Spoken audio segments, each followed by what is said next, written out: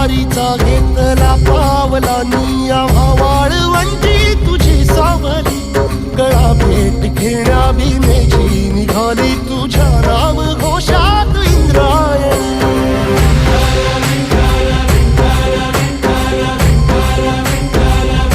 भिडे आसमंती ध्वजा वैष्णवांची उभी पंढरी आज नारावली तुझे नाव ओठी तुझे रूप ध्यानी जीवाला तुझी आस गा लागली